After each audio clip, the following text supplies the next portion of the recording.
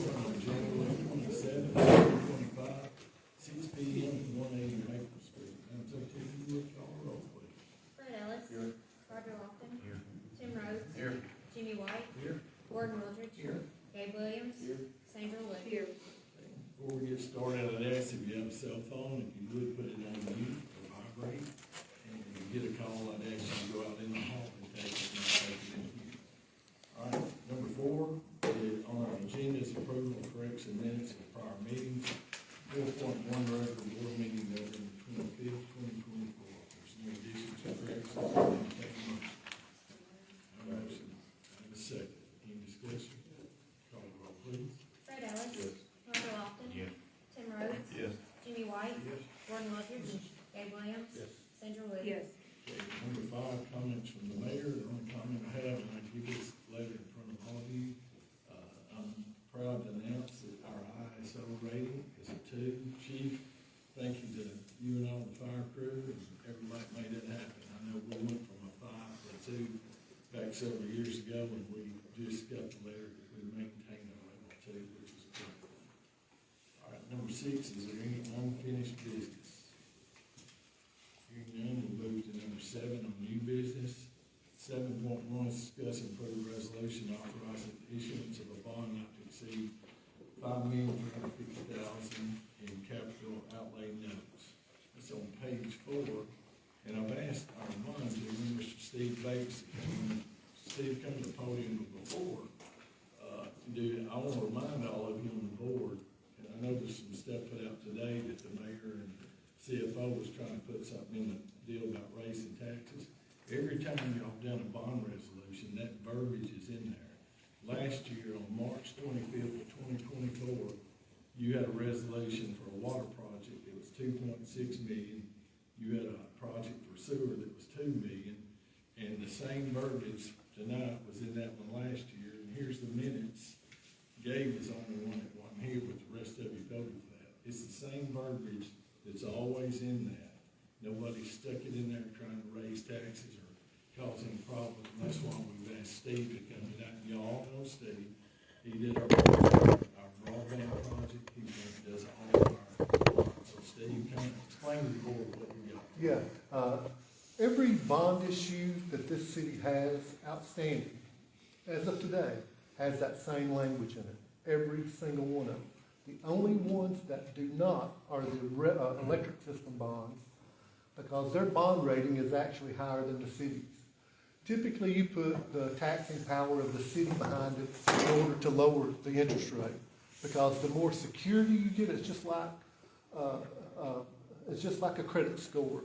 You know, the better your credit score is, the lower your interest rate's going to be, and that's why that language is in there. This city has never defaulted on a water, sewer, or gas bond in its history, ever. Every piece of debt that has that pledge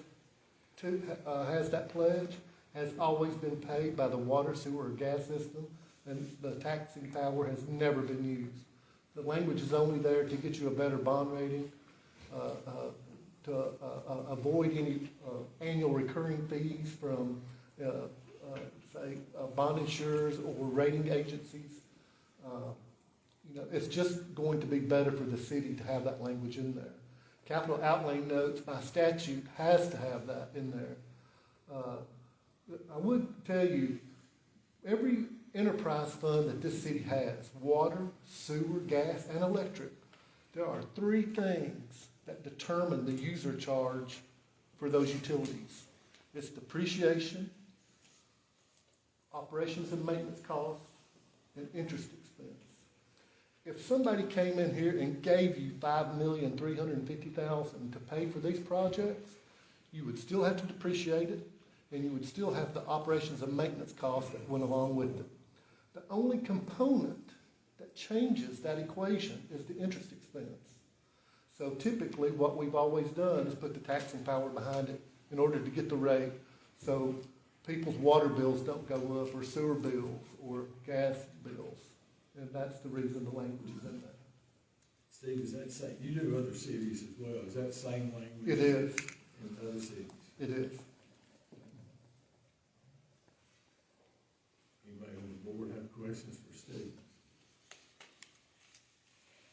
say it's in every one of them, maybe it is. And you say it's in there to help lower, but in the event, can this be enforced where it says that it is unlimited ad valorem taxes to be levied on all taxable property in the municipality? That is standard language. Can it be Yeah. enforced? Under Tennessee Code Annotated, there's certain language that is used under the in the bond resolution, and that tax and pledge, that same language is in all of them. But it can be enforced? It could be, but in the history of this city, the water, Section sewer, and 7, gas it is says- always paid. Section 7, where it says to levy a tax, shall annually levy and collect a tax upon all taxable property within the municipality, in addition to all other taxes authorized by law. That could be enforced. It could, but as I said, in the history of this city, the water, sewer, and gas, electric system has always paid their own way, always. Also, under the statutes, if you have operating losses 3 years in a row in any utility, like water and sewer, you'll go before the Water and Wastewater Financing Board, and they're gonna ask you why you're losing money.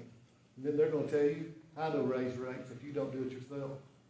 So, as I said, the pledge is there only to lower the interest rate, so you don't have to, because let's face it, if you have to issue revenue-only debt, your interest rate's gonna be 30 basis points higher, minimum.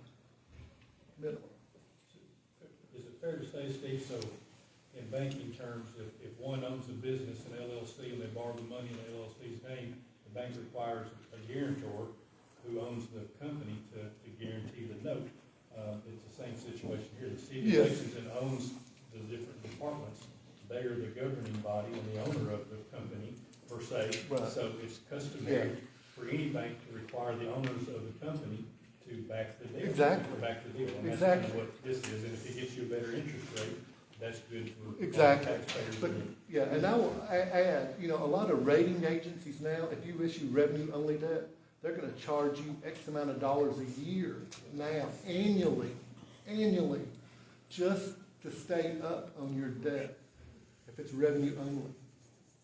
And the more debt you have, especially if you're water, sewer, and gas, and you're a municipality, that can run into thousands of dollars a year. So we've always put the GO pledge on the city's debt in order to get a lower rate to keep water and sewer, gas, user charges lower.